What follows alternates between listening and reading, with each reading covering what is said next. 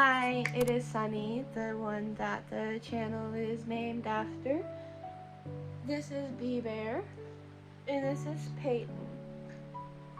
And today we are going to be talking about playtime, and some tips I have for reconnecting with your inner child and playing easier and better for yourself. I literally just finished recording a video for my Patreon, which the lowest tier is $1 and you get access to all of my playdates and such. The $1 tier has access to like all of the videos and like polls and behind the scenes content and such. So yeah, anyway, there's that.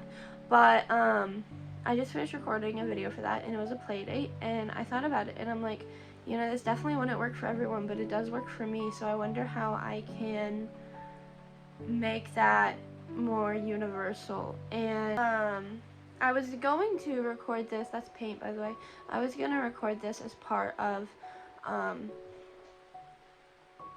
that Patreon video, but I decided that it fit better for what I want the YouTube to be, so. And I like the idea that it is free information. So we're gonna get started. This is kind of a rambly video. I have not scripted or taken any notes, so let's just get into it.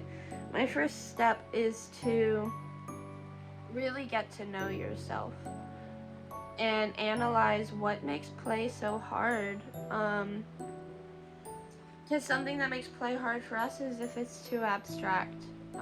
If we don't have like direct directions, it's really hard for us, which I might insert some clips from the Patreon, but not many. But you would be able to see that our playtime is very involved. We played School, which is our most involved game, even though we did a very low-key School. What I mean by we did it in a low-key way is we still played School, which is very involved, but all of the assignments were quick and easy. So, but yeah, we were thinking about it, and we were like, you know, not everyone would want a game that has this many steps, because how we play it is we pick our students, we sit down and make a lesson plan, we keep track of the sticker chart, which I forgot to do, so I'll have to do that after this. We keep track of the sticker charts, and we go through the lesson with the students, which is always 2 lessons, lunch/recess break, and then 1 lesson. And there's 3 different classes, and they each have 1 assignment. And then after that we do the grade book, and then after that we do notes on how the students did and how we can better accommodate them. And yeah, that's a lot. Not every kid would get a lot out of that, but we do. We like it. And we found that it takes up more time, which is good, when we want it to be.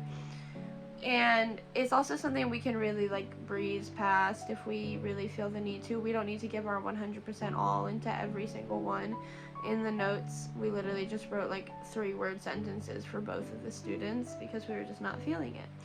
And that's something to keep in mind, is remembering where you're at and what you can handle, and being kind about that. I wish I had my sippy. My next tip is to make it comfortable. My friend, a writer friend of mine, said something that I think could be applicable here. We were talking about outlining a novel. And he said that a lot of the times my problem is I take too large steps because when you outline a novel, you want to start broad and then work your way inward slowly, step by step, until you have the outline that you feel confident enough to start writing.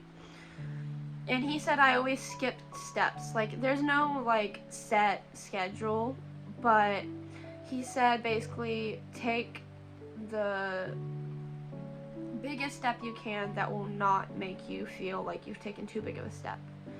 And I think that can be applicable to playtime. If you're not ready to like be talking out loud and doing character voices or stuff like that, if you're never wanting to do that, that's okay. Just try to figure out what your ideal playtime is and what you would get out of it. For us, it's just purely having fun and feeling less stressed. But figure out what you want to get out of it. A lot of you will probably say it's to heal your childhood trauma.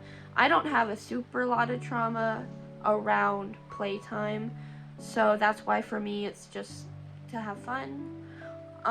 But yeah, if you are trying to heal that trauma around playtime, take a look at what you want it to be and then map out how to get there, and then just go step by step and never take too big of a step, because you can always take another small step, but if you take too big of a step, you might fall.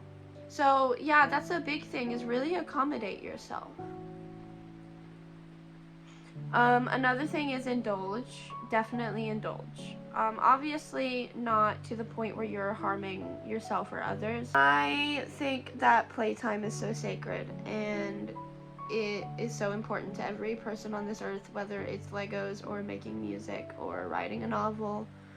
Playtime is so important, and it's important to get in the time that will be satisfying to you. So those are the pieces of advice I have. I hope you enjoy it, and if you have any questions, feel free to let me know. Bye!